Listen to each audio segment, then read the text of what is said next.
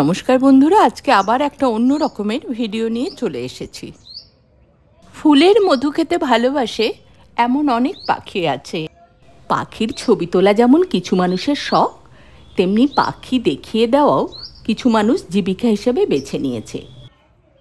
এত মনোযোগ দিয়ে ভদ্রলোকটি কী করছেন সেটা পুরো ভিডিওটা দেখলেই বুঝতে পারবেন।